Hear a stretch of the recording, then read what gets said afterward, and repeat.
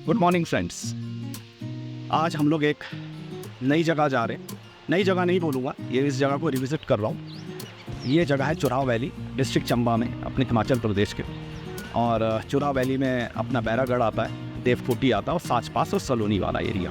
तो आपने अगर मेरा पिछला व्लॉग देखा होगा तो उसमें मैं साच पास गया था और कुछ एरिया आपको उस टाइम मैंने बताए थे जो समय कमी के कारण मैं उधर जा नहीं सका, वो अभी भी स्टिल अनएक्सप्लोर्ड है। तो कोशिश करेंगे कि इस जगह जाएँ। और वैसे भी चुराव वैली में अभी भी ट्रैवलर और टूरिस्ट कम ही जाते हैं। तो अभी फ़िलहाल ये अनटच एरिया है।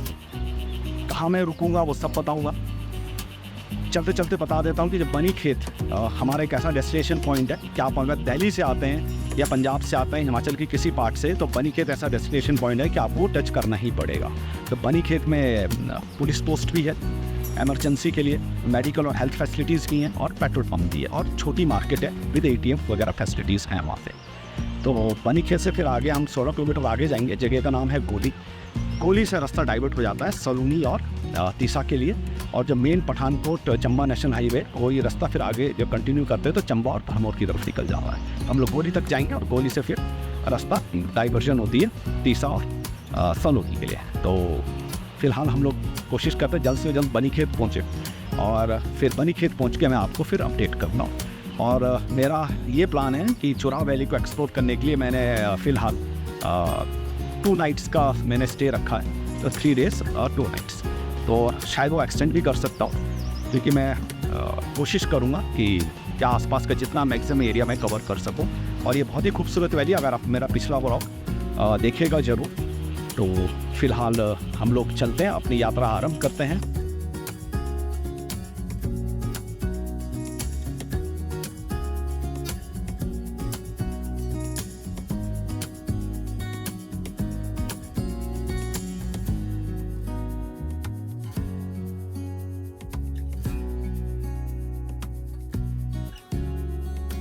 सो फ्रेंड्स, हम लोग बनी खेत क्रॉस कर चुके हैं। हम बनी के साथ लगभग 2 किलोमीटर आगे निकल के आए और यहाँ से गोली लगभग 16 किलोमीटर है। तो जैसा आपको बताया था कि बनी खेत एक ऐसा डेस्टिनेशन पॉइंट है कि आप अगर पंजाब से आते हैं, दिल्ली से आते हैं, तो भी आपको बनी खेत आना पड़ेगा। और हिमाचल के दूसरे पार्ट से भी आते हैं तो भी आपको बनी खेत आना पड़ेगा अगर आपने तीसा की तरफ जाना है। तो आप मेरी तरफ व्यू देख सकते हैं डलहौजी का। तो बनी खेत है डलहौजी लगभग 7 या 8 किलोमीटर की है।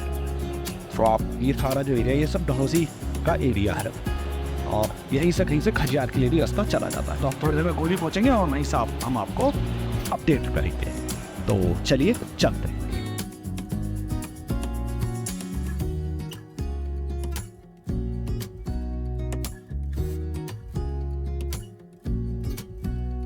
फ्रेंड्स, हम लोग गोली पहुंच गए और यहीं से डाइवर्ट हो जाता है एक रास्ता तीसा सलूनी के लिए और चंबा भरमौर के लिए। जो लेफ्ट हैंड साइड वाला रास्ता है वो तीसा सलूनी के लिए चला जाता है और राइट हैंड साइड वाला चंबा भरमौर के लिए। तो चलिए फ्रेंड्स, चलते हैं आगे।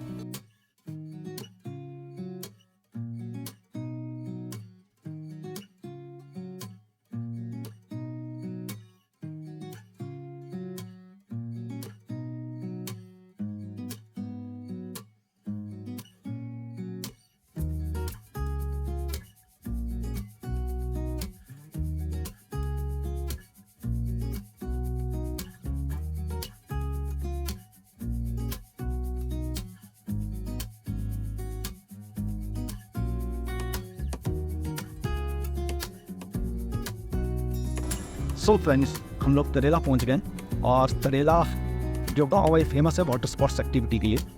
और ये आप देख सकते हैं, ये जो नीचे वाला जो एरिया है ये रावी नदी है और रावी नदी के ऊपर ये प्रोजेक्ट बना है चमेरा 1 प्रोजेक्ट। जो स्टार्टिंग में ये प्रोजेक्ट बना था रावी के ऊपर जो बांध बना था, तो यही वो जगह है चमेरा स्टेज 1 प्रोजेक्ट। और ये सारी रावी नदी है और जैसा आपको पता है हिमाचल टूरिज्म और हिमाचल गवर्नमेंट की तरफ से ये यहाँ पे वाटर स्पोर्ट एक्टिविटी होती है। डलहौजी से ये ज़्यादा एरिया दूर नहीं है, बहुत ही पास में। तो आप जब भी तीसा या सलूनी जाते हो तो ये एरिया आपको टेस्ट करना ही पड़ेगा। तो आप यहाँ आके वाटर स्पोर्ट्स एक्टिविटी इंजॉय कर सकते हैं। और आप सलूनी तीसा नहीं भी जाते और डलहौजी आते तो भी आप आ सकते हैं। तो ये बहुत ज़्यादा दूर नहीं है ये। तो चलिए फ्रेंड्स,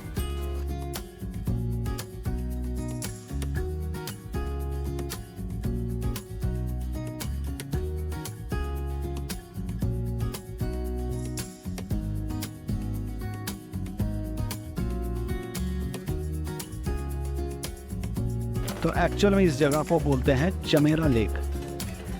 तो मैं काफ़ी उस जगह का नाम तरेला बता रहा था, तो हमें दोबारा रिकन्फर्म नहीं कर पाया कि ये चमेरा लेक जो इस पर्टिकुलर पॉइंट है इसको तरेला बोलते हैं कि कुछ और जब मैंने जब बोर्ड देखा था, जहाँ बोटिंग का बोर्ड है, तो वहाँ पे लिखा था चमेरा लेक। तो आप व्यू देख सकते हैं और टूरिस्ट एंजॉय कर रहे हैं बोट राइड।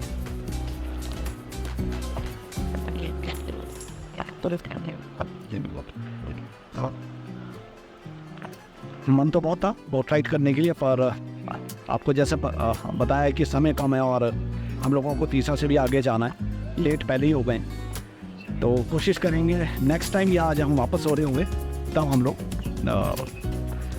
बोट राइड करने की एक बार कोशिश करेंगे। देखेंगे क्या इसका टैरिफ है, फीस है बोट राइड की। चलिए चलते हैं, अब आपको मिलते हैं अब तीसरा में।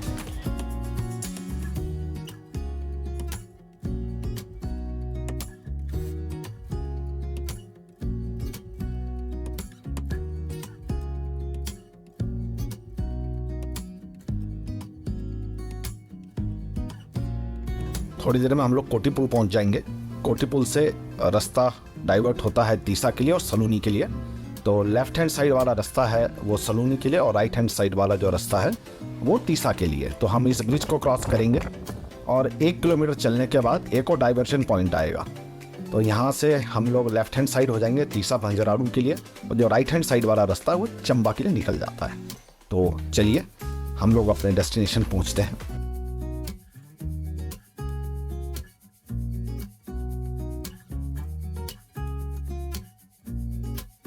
फ्रेंड्स, काफ़ी रात हो चुकी है और हम लोग अब लेट भी हो गए हैं। सुबह मिलते हैं आपसे। Good night friends. Good morning friends. हम लोग बैरागढ़ पहुंच गए और रात काफ़ी लेट हो गए थे क्योंकि रास्ता में कंस्ट्रक्शन का काम चल रहा था और पौना घंटा हमारा वहीं वेस्ट हो गया। तो रात तक हम लोग 9:15 बजे पहुँचे रात को और थके हुए थे, तो हम लोग ने डिनर किया और सो गए। और जैसा आपको बताया था कि मैंने जो अपनी चुरा वैली है जिसमें अपना बैरागढ़, देवकोटी, सलोनी, यह सब एरिया आज भी अनएक्सप्लोर्ड और अनटच है। ट्रैवलर्स आते हैं और वो ट्रैवलर्स या टूरिस्ट जो आते हैं वो उससे साच होते हुए पांगी वैली निकल जाते हैं, इस एरिया को एक्सप्लोर नहीं करते हैं। और ये जो एरिया है डलहौजी से भी कोई ज़्यादा दूर नहीं है, डलहौजी चंबा से। और इस एरिया में अभी बहुत कुछ देखने के लिए है। सबसे बड़ी बात तो यह है कि यहाँ पे भीड़ भड़क्का नहीं है, शांत प्लेस है, ग्रीनरी और एरिया ठंडा है। और आपकी चीज़ अच्छी बता देता हूँ, आपने अगर मेरा पिछला ब्लॉग देखा होगा तो उसमें मैंने आपको बताया था साच पास जाते हुए कि एक यहाँ पे मोनेस्ट्री है, तो टिप्टिन मोनेस्ट्री है। और ये टिप्टिन मोनेस्ट्री जो है ये अपने आप में एक हिस्टोरिकल भी है और रिलीजियस सिग्निफिकेंस भी है। हिस्टोरिकल इसलिए कि ये कहते हैं कि 150-200 साल पुरानी मोनेस्ट्री है और अभी काफ़ी कम लोगों को ही पता है इस जगह के बारे में, लोकल्स जानते हैं। तो आज हमारा प्लान यही है कि हम लोग मोनेस्ट्री विज़िट करें। तो बैरागढ़ से जो मोनेस्ट्री है वो आप लगभग जो गाड़ी जहाँ तक जाती है, जो लास्ट पॉइंट, वो कहते हैं 16 से 17 किलोमीटर है, शायद ज़्यादा भी हो सकता हो, वो तो आज जाके पता चलेगा। और जो लास्ट पॉइंट से 1 से 1.25 घंटे का ट्रैक है मोनेस्ट्री के लिए। तो हम लोग आज मोनेस्ट्री विज़िट करेंगे और टाइम रहा तो हम लोग देवकोटी भी आज ही कवर कर लेंगे। तो चलते हैं। अभी हम लोगों ने चाय नाश्ता नहीं किया, चाय नाश्ता करते हैं और हम लोग फिर मोनेस्ट्री विजिट के लिए निकलते हैं। और चलते चलते एक बात बता देता हूँ कि मैं गर्म कपड़े लाना भूल गया था। तो हम लोग जब सलूनी पहुँचे तो सलूनी नहीं, तीसा जब पहुँचे तो तीसा से मैंने गारमेंट शॉप से एक जैकेट मेरे को लेनी पड़ी क्योंकि ये एरिया काफ़ी ठंडा है और अभी भी ठंडक है यहाँ पे। तो चलिए फ़िलहाल हम लोग ब्रेकफास्ट करते हैं फ्रेंड्स और हम लोग मोनेस्ट्री विजिट के लिए निकलते हैं। तो आइए।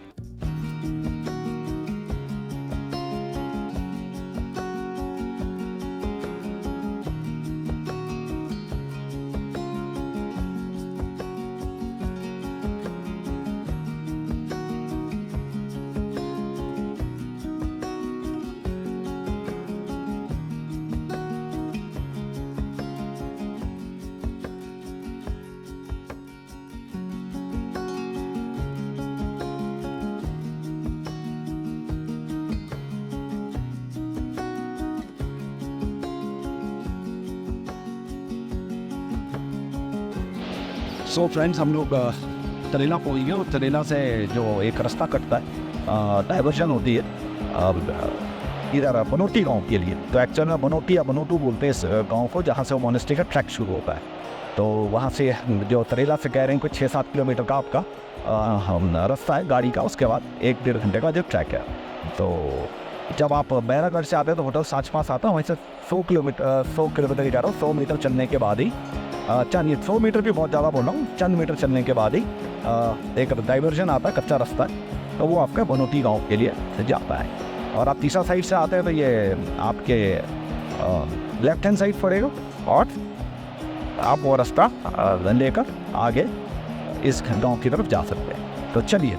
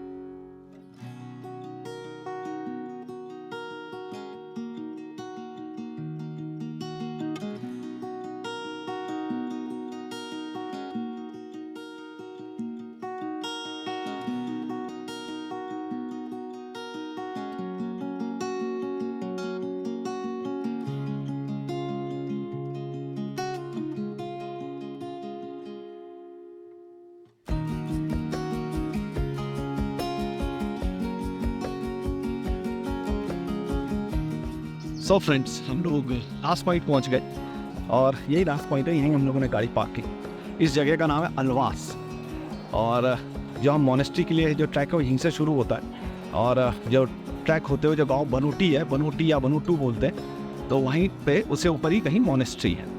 तो अभी एक मेरे को लोकल पर्सन मिले जिनका नाम है भगत सिंह और बहुत ही अच्छे पर्सन है। उन्होंने बहुत अच्छी हिस्ट्री और इस रोचक तथ्य बताई, इधर अमेजिंग फैक्ट्स बताए। जिस रास्ते हम जा रहे हैं ना, इस जगह इस रास्ते को बोलते हैं राजमार्ग। तो राजमार्ग इसलिए बोलते हैं कि जब ये एक्चुअल में ये जो सारा एरिया था चंबा का, ये कुछ चंबा रियासत थी। तो जो चंबा के राजा थे वो इसी रास्ते से जाते थे पांगी वाया साच पास। तो पहले इसी रास्ते से जाते थे, मोनेस्ट्री के आसपास ही वो लोग नाइट हॉल्ट करते थे और उसके बाद साच पास को क्रॉस करते थे और पांगी वैली जाते थे। तो हम लोग इसी राजमार्ग से ही होते हुए मोनेस्ट्री जाएंगे। एक्चुअल में यही एक पुराना रास्ता है मोनेस्ट्री के लिए भी। तो काफ़ी अगर आप चाहते हैं तो आसपास शायद कभी आते हैं और तो आप गाँव वालों की हेल्प लेकर भी इस रास्ते से ट्रैक कर सकते हैं। तो कोई ऐसा भूला भटका ट्रैक नहीं बताया अभी लोगों ने। तो कोशिश करते हैं कि कैसा रहेगा ट्रैक, तो मैं आपको अभी आगे इन्फॉर्मेशन दूंगा। और वैली बहुत ही सुंदर है, आपने खूबसूरत दृश्य देखे होंगे अभी मेरे पिछले शॉट्स में। तो मैं शॉर्ट्स तो लेते ही जा रहा हूँ आप लोगों के लिए और काफ़ी खूबसूरत वैली है। तो चलिए हम लोग अपना ट्रैक स्टार्ट करते हैं और चलते हैं।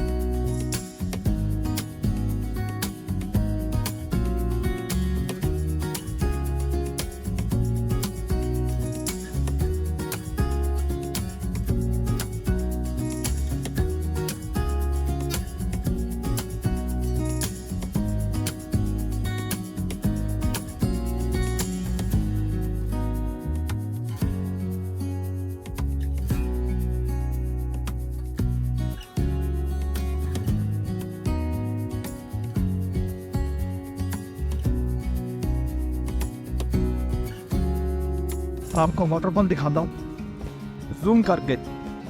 बहुत ही हवा चल रही है और कोशिश करता हूँ। और ये जो वाटरफॉल आ रहा है ना, ये साच वाले पास से आ रहा है, साच पास नहीं सॉरी साच पास से आते हुए।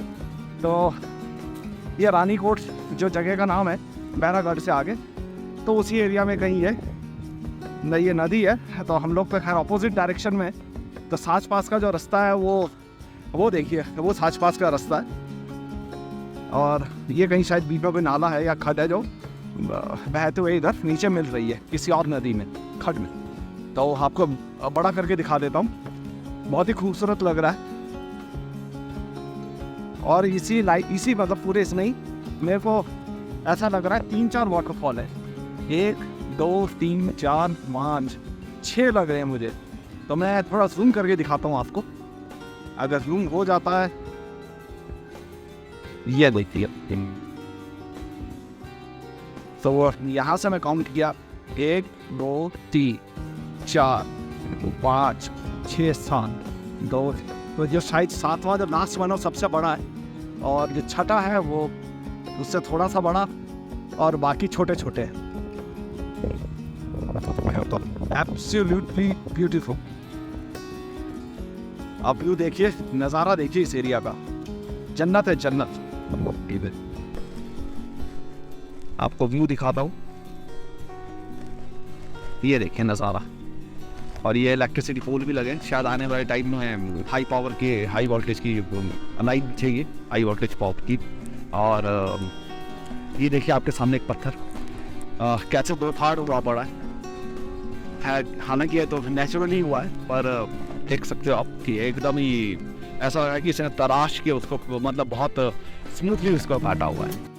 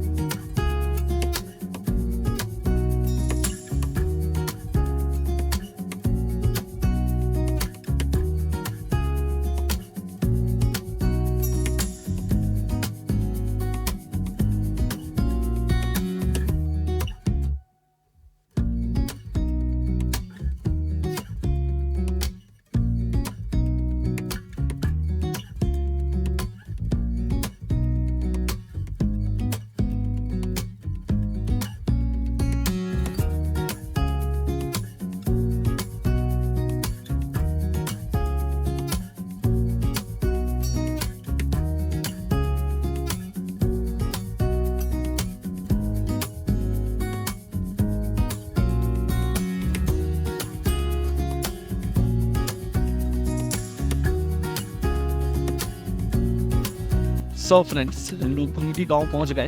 तो ये लास्ट गांव है, और यहीं से जो लास्ट जो ट्रैक है, लास्ट सेक्शन जो बचता है इसके लिए गोम्पा पहुंचने के लिए, तिब्बतियन मोनेस्ट्री पहुंचने के लिए, बस इसी गांव से है।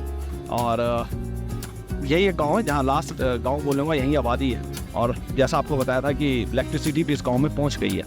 और पीछे का तो आप ये देख सकते हैं कीर पंजाल का, ये कीर पंजाल और हिंबे साच पास है इसके इसी साइड, पीछे की साइड।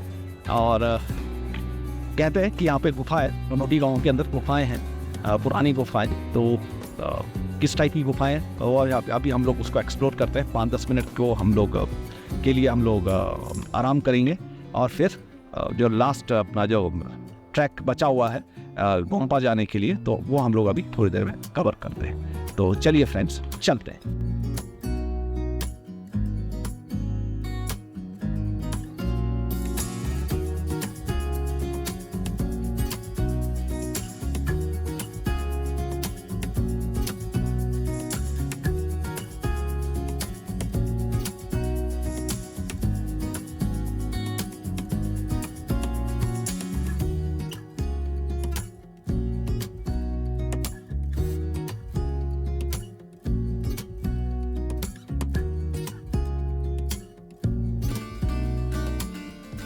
आपको गोम्पा यहाँ से दिखाता हूँ। वो उस साइड रहा गोम्पा, कुछ घर बने हुए हैं और जो टॉप में जो अलग से जो जगह है जो बना हुआ है, यहाँ पे काफ़ी सारे मोनेस्ट्री की तरफ से वो फ्लैग्स लगे हुए हैं। तो यहीं पे वो जो गोम्पा या मोनेस्ट्री बोल लीजिए, तो वो इसी जगह पे है। तो बस हम थोड़ी देर में उस जगह पे पहुँचते हैं।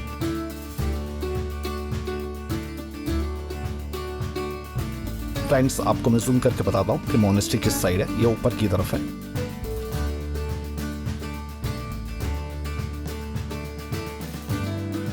हम लोग जो पास में केव्स है, जो गुफाएं, उसको हम लोग पहले एक्सप्लोर करते हैं, फिर हम लोग मोनेस्ट्री की तरफ चलते हैं।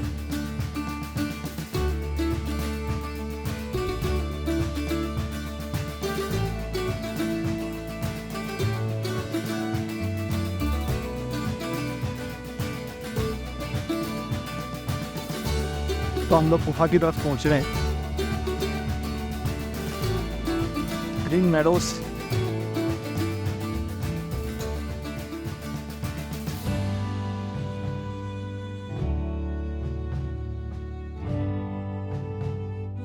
तो फ्रेंड्स हम लोग गुफा की साइड आ गए।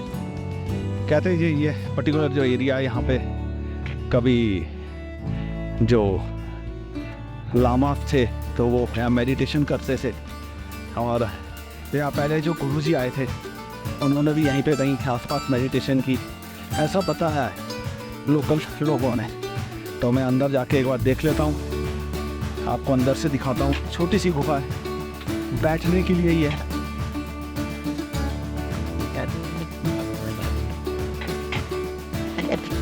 बाहर निकलता हूँ, और जो चंबा के राजा है वो भी जब सांच पास जाते हुए फिर यहीं पे वो लोग यहाँ पे विश्राम करते थे या शायद रात काटते थे, और अगले दिन सांच पास की जर्नी वो लोग स्टार्ट करते थे पांगी वैली के लिए। तो ये जो पर्टिकुलर पैच है सारे, यहाँ पे ग्रीन ग्रास है, ग्रीन मैडो बोलिए आप।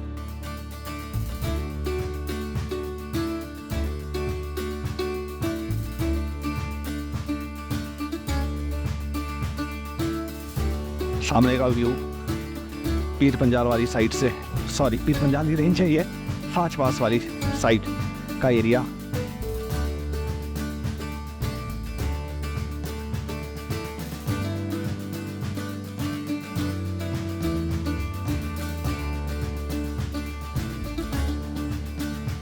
ये थोड़े छोटे छोटे पत्थरों में अंदर एक छोटी छोटी सी गुफाएं बनी हुई है।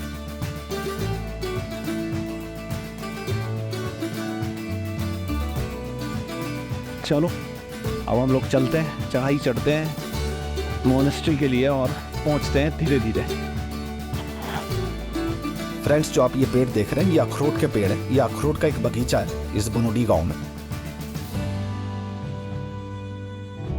काफी सारे अखरोट के पेड़ लगे हैं।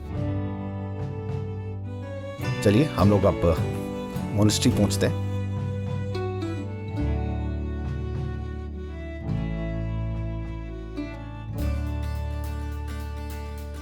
तो हम लोग मोनेस्ट्री पहुंच गए। बस अभी ये थोड़ा सा ये एरिया रहा चढ़ने के लिए और हम मोनेस्ट्री पहुंच जाएंगे।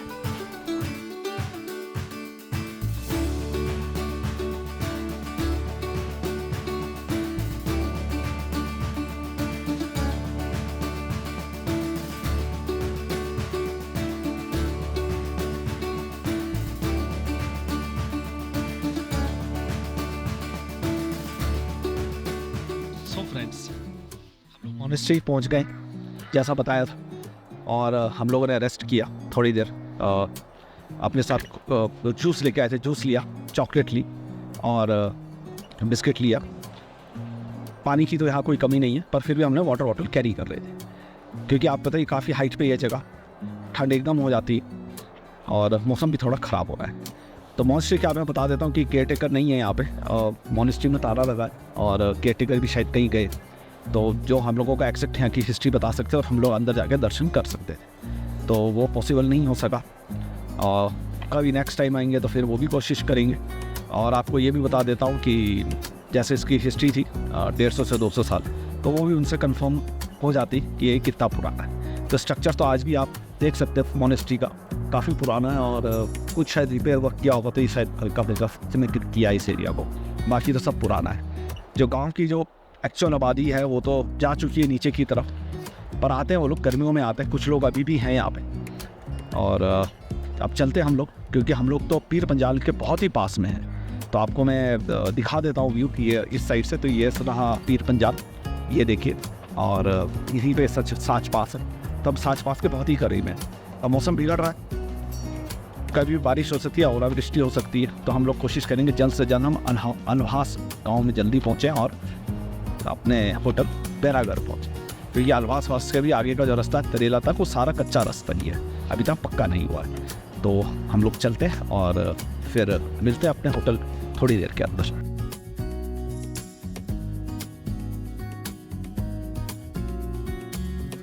फ्रेंड्स, आपको चलते चलते एक बात बता देता हूँ कि जो ये ट्रैक है ये डिफ़िकल्ट ट्रैक नहीं है, इजी ट्रैक है, हर कोई आ सकता है।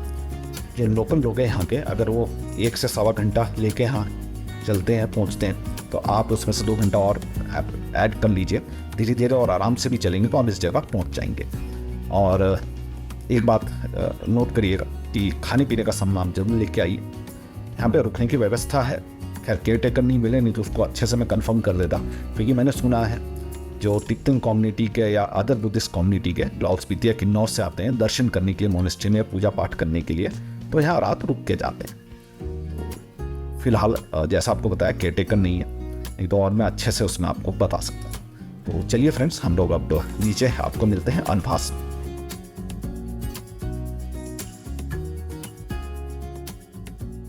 सो फ्रेंड्स, हम लोग मोनेस्ट्री से उतरते हुए अनवास गांव में पहुंच गए। थोड़ी दूर रह गया गांव, और मोनेस्ट्री के पास से बहुत बारिश तेज हो गई थी, पर जैसे जैसे हमने उतराई शुरू की बारिश थोड़ी कम होने लगी और अब तक बिल्कुल बंद हो गई। ट्रैक बहुत अच्छा था, बस एक मलाल रह गया कि मोनेस्ट्री बंद थी। चलते चलते आपको एक चीज़ बता देता हूँ कि जो ये एरिया है, ये अपना अनवास हो गया, तरेला से लेकर अनवास, और ये अपने मोनेस्ट्री का एरिया, ये सर्दियों में पूरी तरह से बंद हो जाता है, क्योंकि अच्छी खासी बर्फबारी होती है। तरेला का मुझे नहीं मालूम बर्फ़ का, पर हाँ ये जो अनवास हो गया मोनेस्ट्री का एरिया हुआ है, क्योंकि ये एकदम पीर पंजाल के पास है area.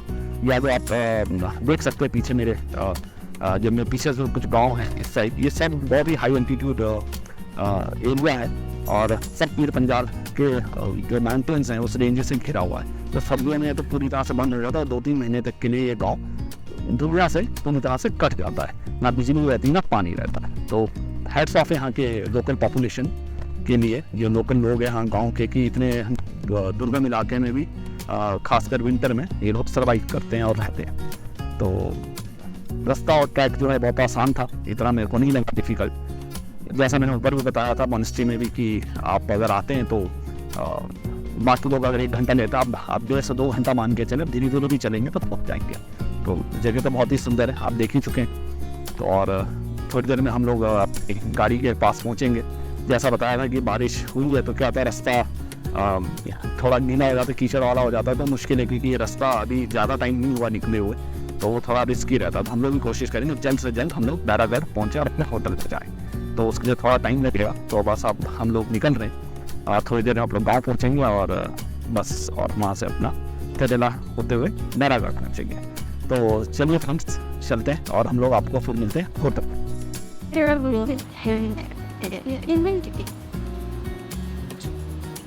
Done what is supposed to be, do with the truth, and we wait. We fully is. 10 minutes. We about the weather. You think how I need to answer them? I like third one is with the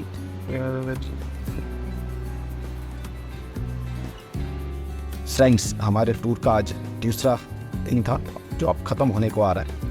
ये लोग monastery का जो track था बहुत ही अच्छा रहा। थोड़ी देर में हम लोग होटल पहुंच जाएंगे। 3 किलोमीटर पहले हम लोग अपनी गाड़ी रोकी आप लोगों को व्यू बताने के लिए। थर्ड डे का जो हम लोगों का प्लान है वो है हम लोग साच पास की तरफ जाएंगे। साच पास फिलहाल बंद है, यहाँ तक गाड़ी जाएगी, वहाँ तक जाएंगे और फिर देवकोटी जाएंगे।